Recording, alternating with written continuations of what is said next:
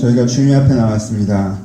이 시간 저희 어떤 형식의 시간으로 지나가지 않게 하시고, 어떤 정보의 시간으로 지나가지 않게 하시고, 어떤 자기 돌아봄의 시간으로 지나가지 않게 하시고, 이 시간 하나님께서 갖고 계신 생각과 마음, 그리고 내가 지금 갖고 있는 마음과 생각, 그것들이 만나며 내 속에 하나님이 찾아오시는 그 예배의 시간이 될 수 있도록 주님께 축복하여 주옵소서. 이걸 위해서 저를 통로로 사용하여 주시고, 앉아있는 자들의 심령을 주님께 주관하여 주시고, 하나님께서 이 시간 함께 하셔서 하나님께 원하시는 그 일이 이루어지는 시간 될 수 있도록 주님께 축복하여 주옵소서. 아버지, 말씀 듣고자 합니다. 저 환자의 주 같은 자의 심령이 함께 하시길 다시 한번 소원하오며 달아주신 예수님의 이름으로 기도합니다. 아멘. 함께 나눌 말씀은 요한복음입니다. 요한복음 11장 17절부터 35절.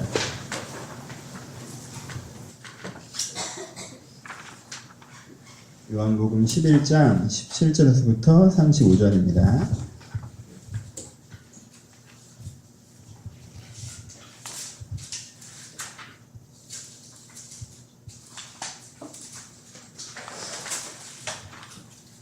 찾으셨으면 한 절씩 교독하겠습니다. 17절 읽겠습니다.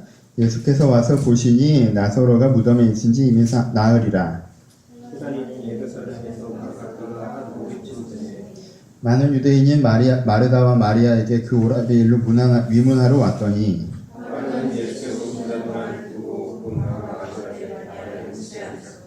마르다가 예수께 여짜오되 주께서 여기 계셨더라면 내 오라비가 죽지 아니하였겠나이다.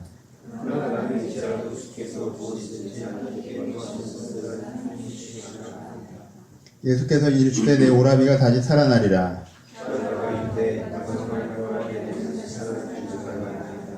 예수께서 이르시되 나는 부활이요 생명이니 나를 믿는 자는 죽어도 살겠고 이르되 주여 그러하리다. 주는 그리스도시요 세상에 오시는 하나님의 아들이신 줄을 내가 믿나이다.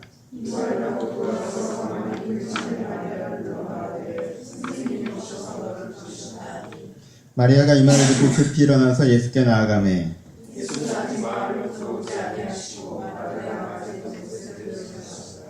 마리아와 함께해서 위로하던 유대인들은 그가 급히 일어나 나가는 것을 보고 고가로 무덤에 가는 줄로 생각하고 따라가더니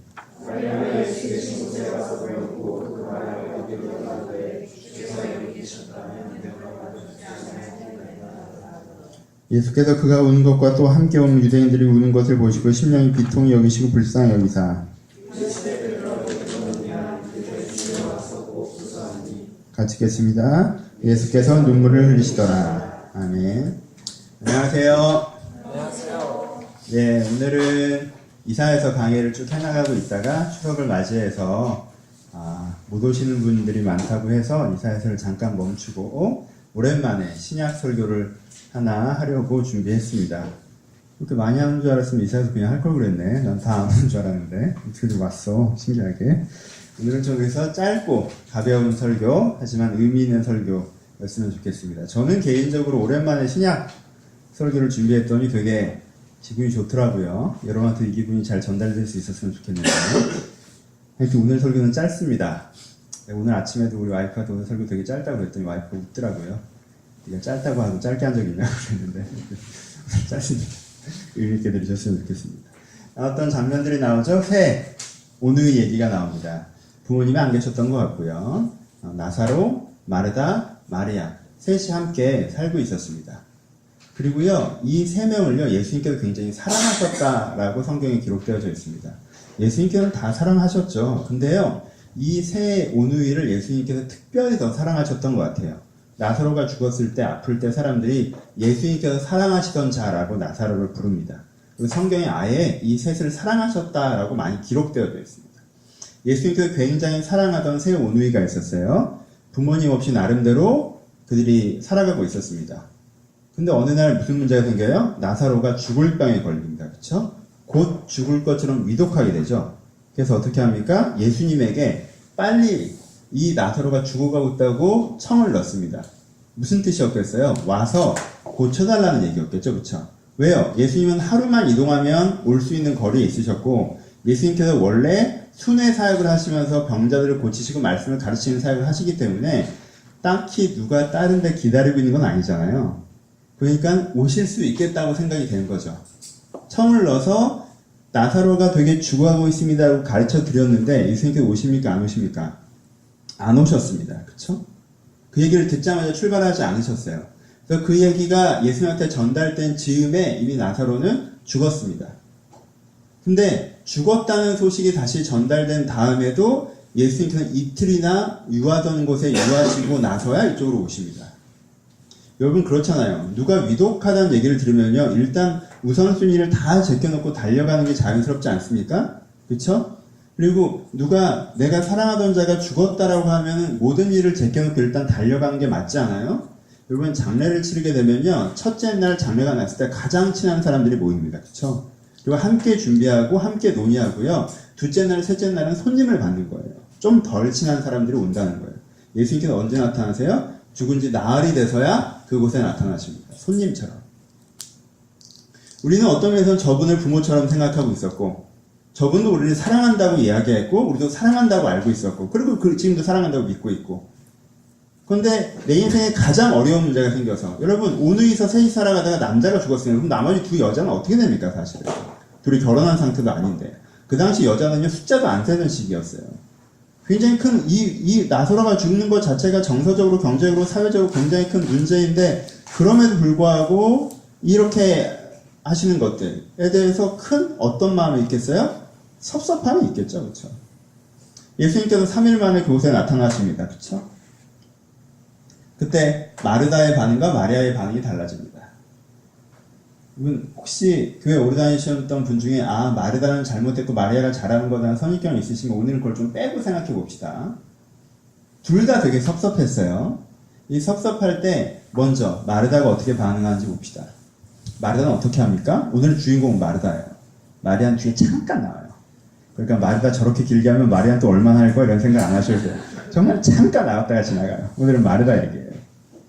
마르다를 봅시다. 그렇게 섭섭한 일이 있었어요. 예수님께서 3일 만에 오셨습니다. 마리아는 앉아 있습니다. 마르다는 맞이하러 나갑니다. 자, 섭섭한데도 일단 맞이하러 나아가요. 자기가 상을 치르는 중이고 어쨌건 손님이 오셨으니까 맞이러 가긴 해야겠죠. 하지만 그 맞이하러 간 것이 집 앞으로 간 게 아니에요. 동네 어귀까지 맞이하러 갑니다. 예수님께서는 거기쯤에 와서 내가 왔다라고 소식을 내렸어요. 오라는 거지. 예수님께서 진짜 뒤늦게 와가지고 차려요. 집으로 그냥 오면 안 되나? 거기까지 맞이하러 갔어요. 그리고 마르다의 첫 마디가 뭡니까? 원망의 말을 합니다. 당신이 여기 계셨다면 우리 오라버니가 죽지 아니했을 것입니다. 원망의 말이죠. 근데 이 원망의 말을 끝까지 못해요. 그러나 이제라도 하나님께서 당신께서 우리가 원하는 것들을 채우실 수 있는 분임을 압니다. 라고 마무리를 해요. 끝까지 딱 마침표를 못 찍어요. 되게 섭섭했죠. 근데 괜찮아요. 누구에게 섭섭했다고 얘기하는데 얘랑 섭섭하다라고 딱 얘기하면 관계가 깨질 것 같은 거야. 그러니까 여러분들이 어떻게 합니까? 사실 그때 섭섭했어. 지금은 괜찮아. 뭐 이런 식으로 넘어가잖아요. 예수는 섭섭하다고 얘기하고 마무리를 하죠. 아니 그렇지만 지금이라도 이렇게 얘기합니다. 그러니까 예수님께서 뭐라고 그러세요? 미안하다, 늦었지 이런 얘기 없으니 갑자기 툭 뭐라고 하십니까? 나사로를 살려주겠다 그러고요. 그럼 보통 거기서 일반적으로 어떻게 반응하는 게 맞아요? 죽었는데 이제 어떻게 살아요? 죽자마자도 아니고 3일이 지났어요. 벌써 썩었어요. 안 믿으면 이렇게 반응할 거고 믿으면 빨리 가서 살려주세요. 이렇게 반응하겠죠. 근데 여기서도 마르다의 대사가 좀 애매합니다. 부활의 때에 다시 살 걸 내가 믿습니다. 이렇게 대답을 해요. 뭐래 약간 이렇게 대답을 해요. 그러니까 예수님께서 다시 얘기하시죠. 내가 부활이고 생명인 걸 믿느냐. 그러니까 내가 살려줄 수 있는 존재라는 걸 믿어? 하고 마르다한테 다시 한번 얘기하세요. 그랬더니 마르다가 뭐라고 대답해요? 기독교의 절대 정답 있잖아요. 주는 그리스도시고 살아계신 하나님의 아들입니다. 백문일답. 이건 아무데나 해서 일단 대답이잖아. 교회에서 성경 퀴즈에서 모르면 일단 예수라고 얘기하면 되잖아요. 그렇죠? 일단 예수는 그리스도십니다! 라고 딱 얘기했어요. 마르다가. 예수님께서 마르다한테 뭐라고 했어요? 넌 들어가고 마리아 데려오라고 그랬죠. 이 대화를 좀 잘 보셔야 돼요. 마르다 지금 되게 슬퍼요. 그쵸? 왜 이렇게 대화가 엉켰을까? 마르다가 무슨 생각을 하고 있는 거예요? 마르다의 생각은 이렇습니다. 마르다는요, 이 상황이 생겼잖아요. 오라비가 죽은 가슴 아픈 상황이 생겼잖아요. 이 상황을 어떻게 해요? 빨리 체념하고 빨리 적응해야 된다고 생각하고 있습니다. 지금 슬퍼하고 있을 수가 없어요. 빨리 체념하고 빨리 적응해요. 그렇잖아요. 체념하고 적응하려면 어떻게 해야 됩니까? 그 상황을 체념하고 적응하는 태도로 정리해내야 되죠. 그게 뭐예요? 오라비는 아쉽지만 부활의 때에 다시 보면 되는 것이고, 그렇잖아. 천국 가서 만나면 되는 것이고, 우리는 또 어떻게 해야 돼요? 우리는 또 살아야죠. 그쵸? 우리는 또 살아야 돼요. 그러니까 예수님에게 뭐라고 하는 거예요? 아, 지금 살려준다고 해도 부활의 때에 살겠죠 라고 얘기하는 거고, 지금 나사로가 죽은 걸 도와달라고 하지 못하고, 예수님 제일 큰 건 안 도와주셨지만 이제까지는 안 도와주셨지만 이제라도 우리 여자들이 살아가는 이 상황에서 주님의 도움이 좀 필요합니다 라고 얘기하게 되는 거예요. 그러니까 나사로를 살려준다는 얘기는 얘한테 안 들어가 버려요. 그리고 예수님한테 내가 되게 슬프고 서운하다고 당당하게 얘기도 못해요. 왜? 여전히 섭섭하지만 부탁해야 되는 위치니까. 지금 내 생각엔 그건 이미 다 끝난 문제니까. 어려운 문제가 생겼을 때 그 문제에 대해서 내가 슬퍼하고 원망하고 그러기보다, 어려운 문제가 생겼을 때 딱 어떻게 하는 거예요? 어떻게 하면 이 문제를 해결하지? 라고 접근하다 보니까 자기 나름대로 생각하는 적응의 최선의 계획이 나올 수밖에 없고, 그 최선의 계획 속에 빠져있다 보니까 누구의 위로를 받기도 어렵고 누구의 인도를 받기도 어려워지는 거죠. 그렇죠? 마르다가 그렇게 흘러가는 이유입니다. 그러니까 이 사람에게 예수님은 어떤 사람이에요? 예수님은 어려운 사람인 거예요. 내가 섭섭한 게 있어도 막 섭섭하다고 얘기하기엔 좀 어려운 사람인 거예요. 내가 지금 하나가 내가 부당하다고 생각되지만 작은 거라도 내가 받기 위해서 얘기해야 되는 값스러운 존재죠. 난 절대 의리고. 10개가 서운하지만 11번째 도움이라도 받아야 되니까 내가 또 가서 조아려야 되는. 그리고 가장 안타까운 게 언제냐면요, 전 아까 그 대화가 너무 짠해요. 나사로 살려주겠다. 지금 어떻게 살아요? 사실 이 사람 마음은 그거거든요. 근데 그 말을 못해요. 어떻게 얘기해요? 상대방한테 맞춰서 얘기하려고 해요. 정답을 얘기하려고 되게 노력해요. 어떻게 하든 내가 지금 상처받고 내가 지금 힘든데 저 사람이 말하는 정답이 뭔지 어떻게든 내 머릿속으로 이해해서 최선의 정답을 내려고 하는 거예요. 예수님한테 잘 보이려고 그러고 있어요, 지금. 어떻게 살아요? 라고 얘기를 못하는 거야. 그러니까 내 머릿속에는 최선의 정답이 뭐야? 뭐 부활의 때를 사는 거 얘기하는 건가? 예, 부활의 때를 사는 거 내가 믿습니다. 내가 살려줄 수 있어 라고 얘기하니까 예수님이라도 이걸 어떻게 살립니까? 라고 얘기를 못하고, 그럼 어떻게 해야 되지? 내가 주님을 그래서 존중한다고 얘기해야 되지? 그러니까 주는 그리스도 그러니까 이게 되게 짠해요. 마르다의 문제라 부르지 맙시다. 마르다의 안타까움은 뭔지 아세요? 마르다의 안타까움은 뭔지 아세요? 자기가 자기 감정을 수용하지 못해요. 난 지금 슬프잖아요. 나 지금 슬프거든. 근데 내가 슬프다는 걸 내가 수용하지 못해요. 슬픈 나에게 언제까지만 슬퍼하고 있을 수 없잖아. 어떻게 이거 해결해야 되는데, 내가 화나 있는 나에게 화낸다고 뭐 상황이 바뀌어? 뭐 화만 내고 있어도 뭐 어떻게 할 건데? 내 감정을 수용하기보다 그 감정에 빠져있지 않아야 되는 이유를 설득합니다. 자기 자신에게. 마르다적인 사람. 그러니까 내 감정은 어떻게 돼요? 무시되죠. 내가 나한테 수용되지 않아요. 그러니까 타인에게 수용될 기회도 같이 빼앗기죠. 포인트를 아시겠어요? 내가 내 감정을 수용하지 않으니까 내가 슬퍼할 기회도 뺐고요. 타인에게 위로받을 기회도 뺐습니다. 그래서 나는 감정적으로 되게 고립되고요. 그리고 어떤 역할만 하는 사람인 것처럼 되어집니다. 그러니까 예수님과 대화가 단절되어져 가는 거죠. 우리는 마르다 같은 사람, 우리는 자주 마르다 같아요. 현대에는 마르다 같은 사람들이 되게 많습니다. 가끔 우리한테 문제가 생겨요. 그쵸? 관계적인 문제가 생겨요. 누구한테 거절당했어요. 누가 나를 떠나갔어요. 누가 나에게 함부로 행동했습니다.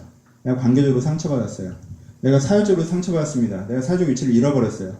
내가 실패했어요. 내가 내 자리를 빼앗겼습니다. 내가 과도한 노동을 하고 있어요. 과도한 노동에 비해서 초라한 대가를 받고 있어요. 부당한 대우를 받고 있어요. 내가 사회적으로 상처받습니다. 개인적으로 상처받아요. 내가 마음에 들지 않아요. 내가 한심해요. 내가 왜 이 모양인지 모르겠어요. 내가 나한테 화가 날 때가 있어요. 내가 마음에 들지 않고 타인에 의해서 관계 문제가 생기고 사회적으로 내가 문제가 생겨요. 마르다처럼 어떤 나사로의 죽음 같은 아픔을 경험한단 말이에요. 내 인생 어떤 아픔의 지점을 만납니다. 아픔의 지점을 만나면 우리는 왜 그러는지 모르겠는데 우리가 가장 먼저 훈련된 게 뭐냐면 그게 아파하고 힘들어하고 슬퍼하고 화나고 그러고 있으면 어떻다는 거예요? 약하다고 훈련받았어요. 우리는. 슬프고 아프고 힘든 건 차지하고 그럼 그 문제를 어떻게 해결할 건데 라고 빨리 객관화하고 전이하고 냉정하게 그 문제를 핸들링해 나가는 게 능력 있는 것처럼 우리는 학습됐어요. 저 이거 진짜 잘해요. 난 진짜 엘리트인 것 같아, 이 분야에서. 저는 최고예요. 저는 제가 어느 교회에서 잘려도요, 잘린 날 리더회의 소집해서 갑작스러운 교육자 부재로 인해서 발생한 문제를 어떻게 수습해 나갈지 제가 환송식까지 제 손으로 준비합니다. 예, 이렇게 피날레가 아름답게 되고 다음이랑 잘 연결될 수 있게. 지금 생각하면 내가 그 짓을 왜 했는지 모르겠어요. 내가 안 해도 되는데. 내가 그럴 필요 없잖아. 내가 갑자기 오래 다니던 교회에서, 내가 평생 다니던 교회에서 이번 주까지만 나오라고 하는데, 내가 알바야? 4년 다니는데 이번 주까지만 나오래. 그럼 내가 거기서 갑자기 교사회를 소집해서 위로받으려고 하지 않고, 이게 지금 위로가 문제가 아니라 이 업무가, 진행돼서 업무가 있는데 이거 어떻게 이러고 앉아있단 말이에요. 우리는 그게 객관적이고 유능한 거라고 훈련받았어요. 그럼 누구 감정은 못 돌아봐요? 자기 감정은 못 돌아보죠? 자기 감정은 못 돌아봐요. 내가 지금 아프고 힘들고 슬프고 이런 것들에 대해서는 자기가 자기를 돌아볼 수 없습니다. 그러니까 다른 사람이 날 위로하려고 해도 어색해요. 난 지금 바쁜데 왜 날 위로해? 나 지금 괜찮아. 나 지금 괜찮아. 왜? 내가 내 감정을 수용하고 있어야 다른 사람이 날 위로할 수 있는 기회가 생기는 거 아니에요. 내가 내 감정을 수용하지 않고 있는데 누가 나를 위로할 수 있습니까? 난 괜찮은데. 괜찮아요? 누구도 나를 위로할 수가 없어요. 왜? 난 내 감정을 수용하지 않고 있으니까. 타인에게도 수용받을 필요가 없게 되는 거죠. 그러니까는 옆에서 보면 되게 쟤는 장난 아니야. 끄떡 안 해. 이렇게. 아무리 힘든 일을 당해도 그냥 탁 냉정하게 그 다음 일을 처리해 나가. 유능해. 객관적이야. 이렇게 보이죠.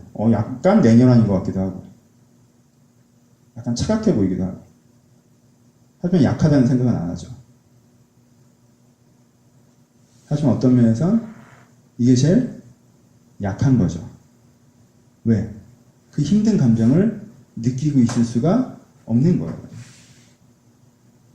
그러니까 빨리 자기를 설득하는 거예요. 대안으로 넘어가라고. 힘든 건 나중에 느끼자고. 그렇죠? 그 넘어갑니다. 그렇게 내가 대안으로 내 자신을 설득한, 그럼 어떻게 되죠? 그 다음에 세 번째로 하나님이 이 사람을 위로하려고 해도요, 괜찮다라고 얘기합니다. 하지만 반대, 하나님께서 이 사람에게 소망을 얘기해도요, 불편하게 느껴요. 위로도 안 받지만요, 소망도 안 받습니다. 왜요? 난 이미 체념하고 적응하는 모드로 들어갔으니까. 난 아파하고 회복하는 모드여야 위로도 받고 소망도 들을 거 아니에요. 아파하고 회복하는 모드일 때 위로받고 소망을 듣는 거예요. 근데 체념하고 적응하는 모드이기 때문에 아픔에 대한 위로를 받을 필요도 없는 것이고 소망에 대한 메시지를 들을 필요도 없게 되는 거예요. 소망에 대한 메시지를 얘기하면 불편합니다. 현대인들은요, 어려움이 생겼어요. 그러면요, 냉정에 거기서 대응합니다. 자기가 착착착 플랜 B를 진행을 시켜요. 그래서 거기서 슬퍼하지도 않고 슬퍼해서 위로받을 필요도 없습니다. 근데 어떤 줄 알아요? 근데 네 인생이 하나님 앞에 쓰임받을 거야 라고 얘기하면요, 되게 불편해요. 부당한 얘기를 듣고 거짓말을 듣는 기분이 들어요. 하나님께서 네 관계를 회복하시고 건강한 삶을 살게 할 거야 라고 얘기해도 불편해요. 그것을 받아들이기 싫어합니다. 되게 재미있는 루트 아닙니까? 여러분, 관계적인 상처가 있었어요. 누군가 나를 떠나갔습니다. 누군가 나를 거절했어요. 그러면요, 아파하고 위로하고 회복하고요, 더 좋은 사람들을 만나갈 수 있어야 돼요. 더 좋은 사람을 만나가면 돼요. 그쵸? 근데 어떤 사람은 관계적인 상처에 있다가 거절당했어요. 이 사람이 떠나갔어요. 그런데 아파하지 않습니다. 슬퍼하지 않아요. 위로받을 필요를 못 느낀다고 얘기해요. 근데 한 6개월, 1년 있다가 이 사람과 대화를 시작하면, 저는 건강한 가정은 못 꾸릴 것 같아요. 저는 다시 연애하고 싶지 않아요. 저는 혼자 있는 게 편한 것 같아요. 이런 얘기를 하고 있습니다. 무슨 소리예요? 치료받고 회복됐습니까? 체념하고 적응했습니까? 사실 이 체념하고 적응한 사람이요, 아파하지 않았기 때문에 사실 아직도 아픈 거예요. 근데 계속 아프지 않으려고 버티는 거죠. 우리가 그런 패턴으로 대응하는 한 내 자신에 대해서 어떻게 되는 거예요? 내 자신에 대해서는 낮은 자존감을 갖습니다. 난 그렇게 중요한 사람이 아닌 것처럼 느껴져. 왜? 나도 내 감정을 안 돌아보는데 내가 왜 중요한 사람처럼 느껴지겠습니까? 그렇죠? 자주 단절되어 있다고 느낍니다. 세상에서 내가 고립되어 있다고 느껴요. 단절감을 심각하게 느낍니다. 그리고 정기적인 우울이 찾아옵니다. 왜 현대인들이 우울증이 많을까요? 어려운 일들이 많아서? 아니, 어려운 일을 어떻게 핸들링해야 되는지 몰라서 그래요. 두 번째, 하나님에 대해서는 어떻게 생각합니까? 하나님에 대해서는요, 독단적이거나 무관심하다고 생각해요. 사실 마르다가 그렇게 하나님을, 예수님을 생각했을 때 예수님에게 느껴지는 감정은, 이분은 되게 독단적이다. 이 정도 친하면 찾아올 만도 한데 안 찾아오는 거야. 이 사람 되게 독단적이고 나한테 무관심하구나. 근데 어떻게 할 수밖에 없다. 이 사람한테 매달릴 수밖에 없다. 그게 사람의 정서에 얼마나 안 좋습니까? 독단적이고 무관심한 존재한테 내가 매달려야 돼. 그거 자체가 상처 아니에요? 하나님을 그렇게 생각해요. 나는 중요하지 않고 단절되어 있다고 생각하고요. 하나님은 독단적이고 무관심한 존재라고 생각합니다. 그래서 삶은 상처받았지만 치료받고 회복되는 것이 아니라 삶은 체념하고 적응하는 것이라고 생각해요. 여러분 돌아보십시오. 여러분들 가운데 솔직히 이 세 가지 패턴들이 있다면, 나는 되게 막 아픈 기억은 없는데 인생의 장면들이 여러분들이 아프게는 않는데 여러분들을 변질시켜 오진 않았습니까? 여러분 원래 그런 사람이 아닌데, 여러분들 바꿔오진 않았냐요. 그래서 내가 별로 소중하지 않은 사람처럼 느껴지고 세상에서 단절된 것처럼 느껴지고, 세상은 적응하고 체념하는 것이라고 느껴지고, 하나님은 독단적이고 나에 대해서 무관심한 존재인 것처럼 여러분들이 느끼고 있지는 않습니까? 그러면서도 막연한 부담감과 두려움에 교회를 계속 찾아나오고 하나님께 뭔가 기도해야 되고, 기도를 할 때도 어떻게 기도합니까? 이런 사람들은 정답들을 나열하죠. 어떻게 기도해야 돼요? 라고 물어봅니다. 여러분, 어떻게 기도해야 돼요? 물어보는 이야기의 질문에 뭐가 담겨 있습니까? 거기 이미 정답을 얘기하려고 하는 거잖아요. 면접 봐요? 어떻게 기도해야겠냐? 내 마음을 기도하면 되죠. 내 진심을 얘기하면 되죠. 내 감정과 내 생각을 고백하면 되죠. 근데 어떻게 기도해야 하냐고 생각합니다. 이 말을 해야 되나 저 말을 해야 되나. 하나님한테 사실 감정이 되게 안 좋아요. 하나님은 독단적이고 나한테 무관심한 것 같아요. 하나님은 무능한 것 같아요. 하나님한테 내가 지금 관심이 없어요. 근데 무릎만 꿇으면, 교회만 가면, 어떻게든 기도의 시간이 억지라도 주어지면 무릎 꿇자마자 눈 감자마자 뭐라고 얘기합니까? 사랑이 많으신 하나님 아버지 감사합니다고 시작해요. 그리고 죄송하다고 생각하지도 않으면서 줄줄줄 내가 잘못했다고 얘기합니다. 그리고는 사실 별로 그렇게 기대하지도 않으면서 잘 부탁드린다고 얘기하고요. 그리고 내가 앞으로 잘하겠다고 얘기해요.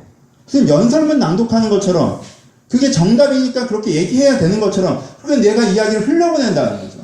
하지만 그 기도가 어떤 대화가 되고 은혜가 되고 계기가 되나요? 아니죠. 지금 마르다와 예수님의 대화처럼 그 기도가 무의미하게, 문장 자체는 화려한 문장인데 주는 그리스도시고 살아계신 하나님의 아들이고 지금이라도 기도하면 모든 것을 이루시는 분이시고 부활의 때에 다시 만날 걸 내가 소망하고, 엄청난 문장들인데 아무런 의미 없는 문장처럼 나열되고 사라진다는 거예요.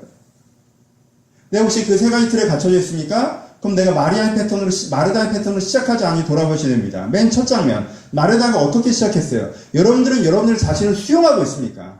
지금 내가 화가 나 있습니까? 내가 슬픕니까? 내가 답답합니까? 내가 열정을 느낍니까? 내가 평온을 느낍니까? 내 내면은 내 진심, 내 첫 장면은 뭐예요? 여러분들은 거기에 서 계십니까? 아니면 그런 나를 설득해서 다른 데로 데려가려고 하십니까? 우리가 나를 수용하는 것에부터 다른 길을 가야 합니다. 마르다와. 봅시다. 두 가지 길을 더 할 텐데, 제가 이 설교를 시작한 이유는요, 11장 5절이에요. 11장 5절. 예수께서 본래 마르다와 그 동생과 나사로를 사랑하시더니. 예수께서 본래 마르다와 그 동생과 나사로를 사랑하시더니. 아니 이게 뭐? 저한테는 되게 큰 감동이 있었어요. 아니 저한테는 굉장히 큰 오해가 있었던 걸 느꼈어요. 저는 이제까지 어떻게 생각했냐면요, 예수님은 마리아를 되게 이뻐하시고 마르다는 좀 탐탁치 않게 여기셨다고 생각했어요. 말씀 들으러 오는 마리아, 공사로 다니는 마르다. 아, 왜 쟨 저러고 다니니까 좀 탐탁치 않게. 지금 예수님이 오면 달려나오는 마리아, 예수님한테 자꾸 교리적인 얘기하는 마르다, 잘 보이고 싶어하는 마르다, 더 진심을 얘기하지 못하는 마르다, 마르다를 좀 탐탁치 않게 보신다고 생각했어요. 근데요, 예수님께서 이 세 명을 사랑하셨는데 거기 맨 앞에 누구의 이름이 나옵니까? 마르다 이름이 나옵니다. 저는 다른 부사어구를 빼면요, 예수께서 마르다를 사랑하신다라고 기록되는 걸 볼 수 있어요. 여러분, 예수님께서 마르다를 사랑하셨습니다. 여러분, 오늘 설교를 이제까지 들으면서 아, 마르다가 이걸 잘못하고 있었구나, 그 얘기를 하는 게 아니에요. 지금 예수님께서 마르다에 대한 마음은요, 제가 이런 걸 잘못하고 있다라는 잘잘못을 따지는 게 아니라, 예수님께서 지금 마르다에 대한 마음은요, 저 오해가 빨리 풀었으면 좋겠는데 하는 안타까움이에요. 잘잘못이랑 좀 다른 거란 말이에요. 예수님께서 이미 마르다를 수용하고 계세요. 그쵸? 그러니까 마르다도 지금 자기가 자기 인생을 헤쳐나갈 처럼 하지 않고 자기 인생을 수용하면 돼요. 자기가 자기 자신을 받아들이고, 그리고 예수님에게 자기를 받아들일 것을 요청할 때 마르다는 거기에서부터 사실 자연스럽게 걸어 나올 수 있었어요. 그렇죠? 그렇게 했던 게 누굽니까? 마리아입니다. 마리아는 어떻게 하죠? 마리아는 심플합니다. 예수님이 오셨어요. 나가요? 안 나가요? 안 나가요. 지금 내가 화나는데 어딜 나가요? 안 나가요. 마르다가 와서 널 좀 오라신다라고 하니까 그때 나가는데 어떻게 나와요? 갈 때부터 울면서 나가요. 갈 때부터. 마르다가 나갈 때는요, 사람들이 나가는지 몰랐어요. 왜? 아, 뭐 업무가 있나 보다 해서 쓱 나갔으니까. 근데 마리아가 나갈 때는요, 엄청 울면서 나가니까 사람들이 아, 저가 애곡하러 가는 줄 알고 따라 나가요. 일단 상주가 무덤이 가깝기 때문에 상주가 집에 있다가 슬픔을 견디지 못하여 애곡하면서 무덤으로 달려가면 옆에 있는 사람들이 같이 가서 울어주는 거란 말이에요. 그러니까 아, 저가 애곡하러 가는가 보다 하고 따라 나가요. 근데 마리아가 어디로 갑니까? 예수님께 가죠. 예수님에게 가서 마리아가 예수님에게 뭐라고 합니까? 선생님이 예수님이 여기 계셨다면 우리 오빠가 죽지 않았을 것이다. 마르다랑 똑같은 얘기를 해요. 근데 마르다랑 결정적으로 다른 게 뭐예요? 거기까지만 얘기해요. 수습을 안 해요. 마르다는 섭섭했어요. 근데 이제 뭐 괜찮아요. 라고 얘기해요. 마리아는 섭섭해요가 마지막이에요. 예수님이 여기 계시면 우리 오빠가 안 죽었을 것입니다. 우리를 그렇게 사랑한다고 해서 왜 안 왔습니까? 그리고 죽은 다음에 위로하러 올 거면 좀 더 빨리 왔어야죠. 도대체 그 마을에서 뭐 그렇게 급한 일들이 있었길래 거기서 설교하실 걸 여기서 설교하셔도 되고 원래 순회 사역 하시는 거 다 아는데 왜 바로 옆에 무슨 한참 거래되는 갈릴리에 있는 것도 아니고 사마리아에 있는 것도 아니고 지금 바로 옆 동네에 계셨으면서 우리 오빠가 죽었다는 소식을 아시면 들으시고도 그걸 살리실 수 있는 분이 왜 안 오셨습니까? 자기 감정에 솔직해요. 자기 진심을 그냥 고백합니다. 나는 이렇다라고 자기 자신을 수용하는 거예요. 자기에서 평가하지 않아요. 자기에서 설득하지 않습니다. 나는 지금 이렇다라고 정직하게 하나님 앞에 얘기해요. 그리고 어떻게 합니까? 그 다음에 웁니다. 그냥. 더 이상 말하지 않아요. 그냥 울어요. 하나님, 저는 원망스럽고 슬픕니다. 마르다가 복잡하죠? 마르다는 간단해요. 마르다가 어렵죠? 마리아가 더 쉬워요. 자기 자신을 수용하고 수용해 주시길 기대해요. 수용해 주실 걸 믿죠? 내가 이런 말 하면 어디서 무엄하게 이럴 뿐이 아니라는 걸 알아요. 야, 정답은 그게 아니잖아. 이렇게 채점하지 않을 뿐이란 거 알아요. 내가 믿고 사랑하기 때문에 가장 평범하게 내 마음을 쏟아내는 거예요. 여러분들도 그렇잖아. 여러분 그렇잖아. 제일 편하게 얘기하는 대상이 누구예요? 제일 편하게 얘기한다는 건요, 내 진심을 다 정리해서 풀 센텐스로 해서 얘기하는 게 아니라 생각나는 대로 좀 말해도 되는 대상이 누구예요? 사실 그 사람이 제일 편한 대상이잖아요. 그렇죠? 그렇잖아요. 그 다음에 내가 내 진심을 얘기하지만 좀 정리해서 내가 이것 때문에 힘들었지만 첫 번째 뭐예요? 나 쟤 때문에 진짜 짜증나. 요즘에 정말 힘들어. 살기 싫어. 뭐 이런 얘기 하다가 내가 그냥 쏟아내는 대상이고, 그 다음에 좀 정리해서 내가 이것 때문에 힘들지만 이런 기대를 갖고 그래서 이렇게 해보려고요 라고 얘기하는 거고, 세 번째는 그런 진심도 얘기할 것 없이 그냥 그 상대방이 원하는 대답을 해주는 거고. 사실 이 세 단위의 대화들이 이루어지잖아요. 예수님이랑 무슨 대화 하십니까? 세 번째 대답, 내 진심이 안 느꼈지만 공식적인 멘트 하세요? 다 정리해서 하나님 나 이런 거 서운했지만 사실 이런 기대가 있고 이렇게 얘기하세요? 아니면 있는 대로 쏟아내십니까? 지금 예수 앞에 말하는 자기 감정이 있는 대로 쏟아내는 거예요. 자기 감정을 그냥 토로합니다. 왜요? 그걸 수용해 줄 걸 안다는 거기 때문에. 있는 것대로 쏟아내는 것 자체가 당신은 나를 사랑하는 분이고 나도 당신을 사랑한다는 전제가 들어가는 거예요. 사랑합니다 라고 말해서 사랑하는 게 아니잖아요. 그렇게 쏟아냅니다. 그렇게 쏟아냈을 때 그가 어떤 응답을 받습니까? 예수가 우십니다. 여러분 지금 예수님 여기 왜 오셨어요? 나사로 살려주려고 오셨죠, 그쵸? 나사로 살려주려고 오셨어요. 얘들이 나사로 죽었다고 막 울어. 예수님 입장에서 좀 이따 살아날 거야. 좀 이따 살아날 거잖아. 아, 참 난감하다. 난감해. 야, 빨리 따라와. 야, 빨리 열어. 나오라 그래. 아, 얘도 우는 거 보기 싫어. 그러세요? 아, 괜찮아. 다 괜찮을 거야. 왜 이렇게 애들이 부정적이야? 죽은 지 3일 정도 됐다고 왜 울어? 어? 괜찮아. 긍정적으로 생각해? 이 관점을 바꿔야지. 뭐, 이렇게 하세요? 난 주로 이러는데. 응? 어떻게 하십니까?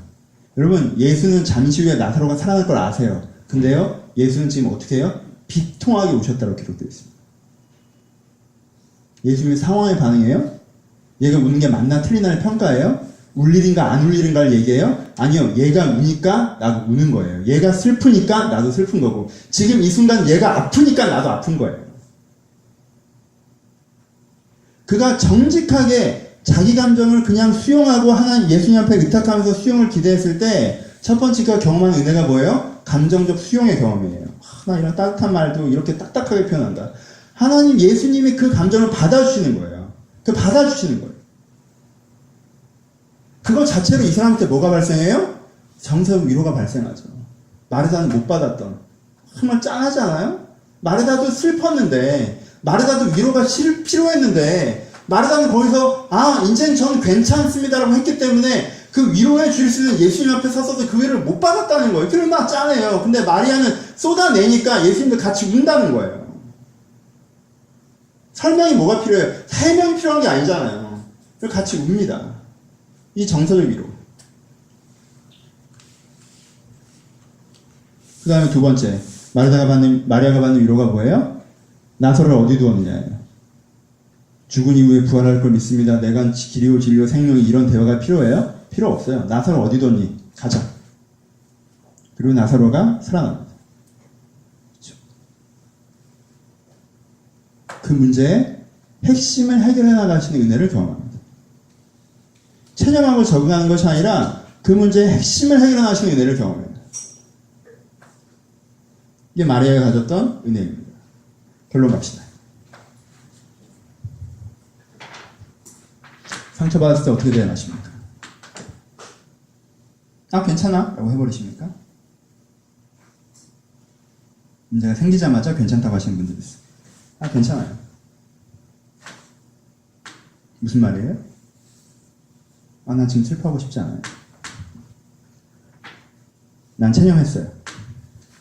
난 적응할 거예요. 슬픔을 슬퍼하지 않는 유일한 방법은 거기에 적응하는 겁니다. 그쵸? A가 돼야 되는데 A가 안 돼서 슬퍼요. 근데 그 슬픔을 받아들이는 유일한 방법은 뭐예요? A는 원래 안 되는 거라고 생각하는 거죠. 그쵸? 그건 원래 없었어야 되는 거고 당연한 거다고 그런 식으로 받아들이는 거예요. 어느 지점에서 우리는 슬픔을 수용할 줄 알아야 됩니다. 그쵸? 계속 모든 걸 붙잡고 살아갈 수는 없어요. 하지만요, 슬픔을 수용해야 될 때조차 여러분들은 한동안 깊이 슬퍼하셔야 되고 그 슬픔에 위로받으셔야 됩니다. 그럴 때만 우리는 그 슬픔에도 걸어 나올 수가 있는 거예요. 우리가 슬픔을 외면해 버릴 때 우리는 굉장히 오랫동안 오히려 그 슬픔에 갇혀버립니다. 어떻게 대응하십니까? 내 안에 어려운 일이 생겼을 때 내가 슬퍼하기보다, 내가 힘들어하기보다, 내가 위로받을 사람들, 나를 정말 아껴주는 사람들에게 내 진심을 고백하면 위로받기보다 그냥 괜찮다라고 생각하면 대안을 찾으십니까? 적응하려고 하십니까? 이건 그것부터 멈추십시오. 그것만 멈추십시오. 여러분 그것들을 멈추시고 거기서부터 무엇을 해나가셔야 됩니까? 그것을 멈추시고 거기서 내 감정을 내가 깊게 느끼고 내 진심을 내가 깊게 느끼고 그 다음에 하나님께 그 감정을 받아주실 것들을 기대하며 나가셔야 돼요. 그러면 그때 여러분들이 뭘 경험할 수 있어요? 그때 여러분들이 여러분들을 사랑하는 하나님과 여러분들을 치유하고 인도하신 하나님을 경험할 수가 있습니다. 여러분 관계적으로 상처받아서 나는 혼자 사는 게 좋을 것 같고, 나는 사회적으로 상처받아서 난 그냥 먹고 사는 것 같고, 난 존재고 상처받아서 난 그냥 이것밖에 안 되는 것 같고, 그렇게 자기 자신을 받아들여서 이젠 더 이상 슬프진 않은데 우울한 데로 가지 마시고, 슬프진 않죠. 그렇게 자기를 받아들여 버리면, 외국대 자기 자신을 나라고 해버리면 슬프진 않아요. 하지만 이제 우울이 시작돼요. 여러분 우울이 슬픔보다 훨씬 더 깊습니다. 모르십니까? 지금 여우 피하자고 호랑이 만나러 가요? 내가 그것을 그냥 받아들이는 것이 아니라 내가 그렇게 관계적인, 사회적인, 개인적인 내가 상처 속에 직면했을 때 내가 그것들에 대해서 어떻게 내가 내 자신을 수용하고 그 다음에 하나님이 나를 수용해 주는 걸로 나아갈 때, 여러분 여기가 키예요. 기독교가 뭡니까? 하나님이 살아계시다는 거죠. 여러분 이걸 믿는지 안 믿는지에 대한 결정이에요. 그렇죠? 하나님께서 살아계셔서 어떻게 하실 것이다. 나를 사랑하시고 나를 인도하실 것이다 라는 걸 믿는 거야 되는 거예요. 하나님께서 살아계셔서 나를 사랑하시고 나를 인도하실 걸 믿는가? 아니면 나사로가 죽은 걸 보니까 예수는 나를 사랑하지도 않고 인도하지도 않는다라고 믿던가? 내가 경험하는 한 장면으로 하나님은 나를 사랑하지 않고 인도하지 않는다라고 믿던가? 아니면 그런 장면을 내가 만났지만 그럼에도 불구하고 하나님은 나를 사랑하고 인도하다고 믿던가? 여러분 사실 이렇게 거꾸로 가는 거예요. 이걸 믿잖아요? 그럼 하나님께서 나를 수용하실 것이라는 걸 믿을 수가 있어요. 하나님이 나를 수용해 주실 걸 믿는 사람이 내 자신을 수용해 줄 수 있어요. 내가 내 슬픔에 빠져봐야 아무도 날 거들떠보지 않을 거라고 생각하면요, 나도 내 감정을 수용할 수가 없는 거예요. 그러니까 하나님이 여러분들을 사랑하고 인도하신다는 믿는 것들을 통하여서 여러분들 자신을 수용하는 걸 할 수 있는 것이고, 여러분 자신을 수용하는 것들을 통하여서 하나님의 수용하심 속으로 나아갈 때 여러분 가운데 다른 인생의 얘기가 찾아올 수 있는 것입니다. 말씀 마칩시다. 여러분,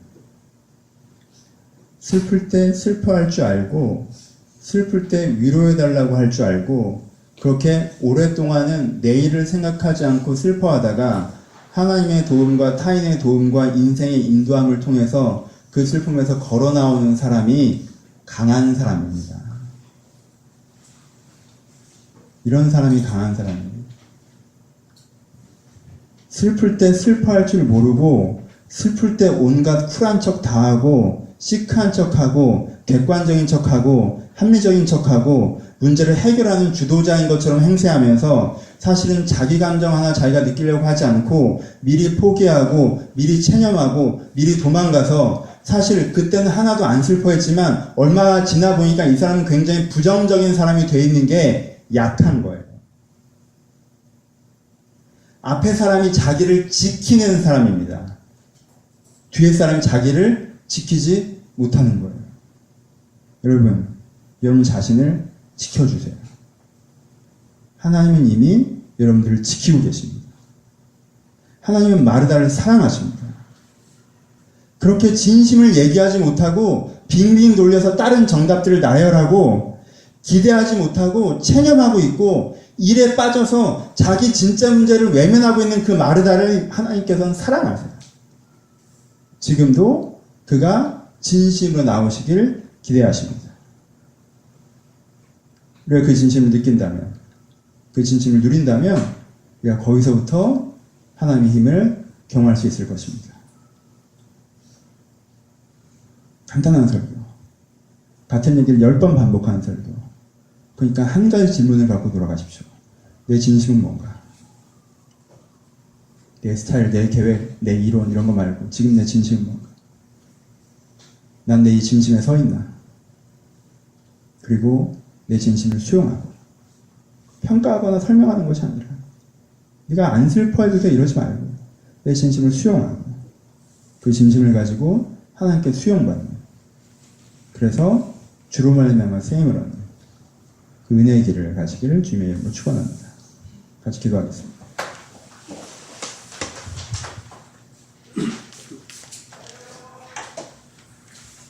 요즘 어때요? 라고 물어보시면요, 상황 얘기하시는 분들도 있어요. 예, 나쁘지 않아요. 상황도 우리의 삶이니까.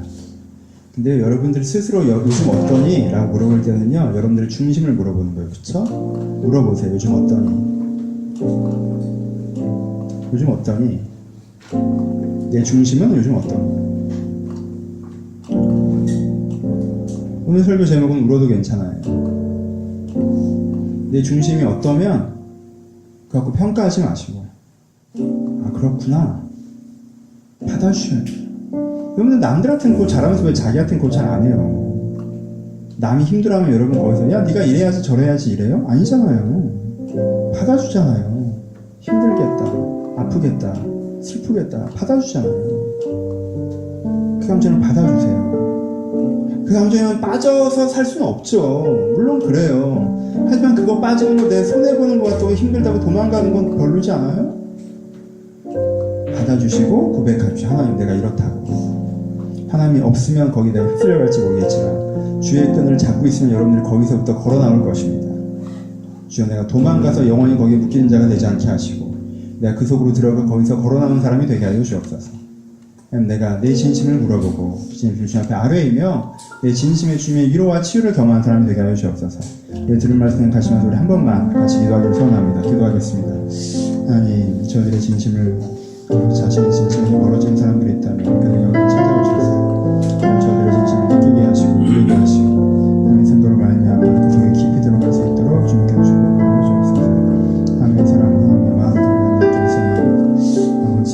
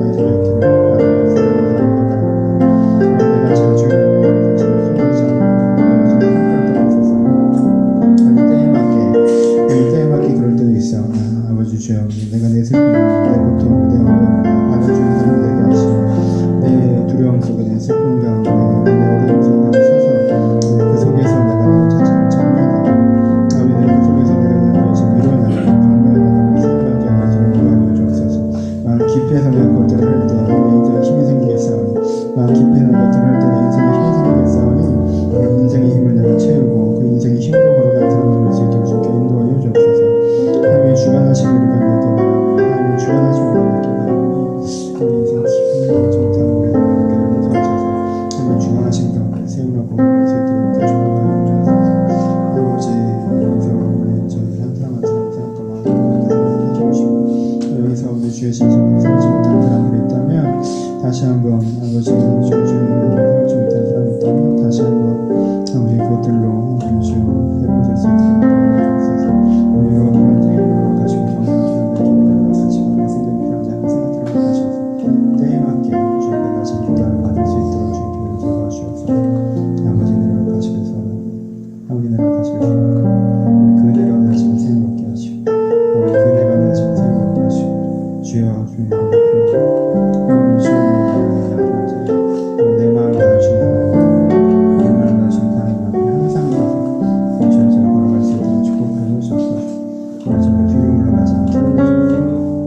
교체가 뒤로 올라가지 않게 해주셔서 교체가 뒤로 올라가지 않게 해주셔서 그리고 교체가 뒤로 올라가지 않게 해주셔서 저희가 도망하지 않게 하시고 하나님께 나시는 그 마음을 가지고 내가 정직하게 해서 그런 자들에게 내 마음 받으시는 주, 내 마음 하시는 주, 그 주님 앞에 내가 평가받으려는 두려움 없이 내가 진정으로 하나님 앞에 내가 쏟아낸 자리가 될 수 있도록 인도해 주옵소서.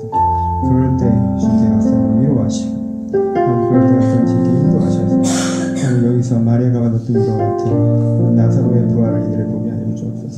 내 인생이 달리 살리는 부활을 저들을 보게 하시고 이 나사로의 부활을 보게 하셔서 하나님 저를 그 인도함 속에 나아갈 수 있도록 저를 도우시옵소서.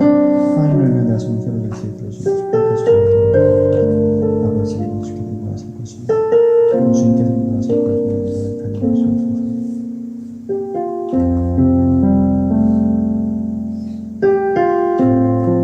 아버지 내가 내 자신의 마음을 외면하며 살아가는 어리석은 자가 되지 않게 하시고 아버지 내가 내 마음의 중심을 바라보기를 소원합니다. 내가 지금 나에게 어떤 일이라고 물어보고 거기에 대답하며 그 대답에 내 자신을 수용하는 사람이기를 소원합니다. 슬픔을 가진 자들이 있습니까? 우울을 가진 자들이 있습니까? 두려움을 가진 자들이 있습니까? 아버지 저희가 그 감정에 자연스럽게 서서 하나님께 아뢰이고 그렇게 아뢰일 때 나를 평가하지 않으시고 나에게 설명하지 않으시고 먼저 나를 안으시는 나와 함께 눈물을 흘리시는 그 예수의 마음을 제가 누릴 수 있도록 주님께 축복하여 주옵소서.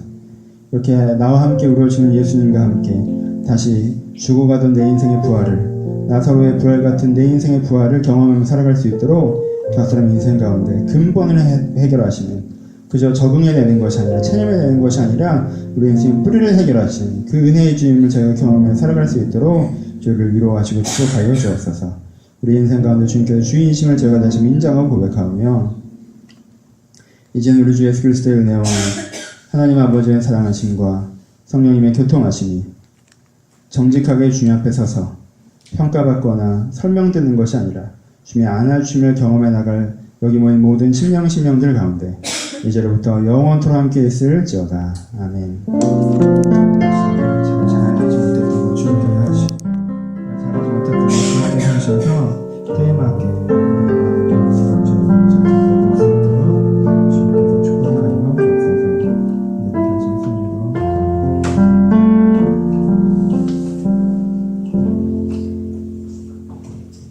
서로 주님께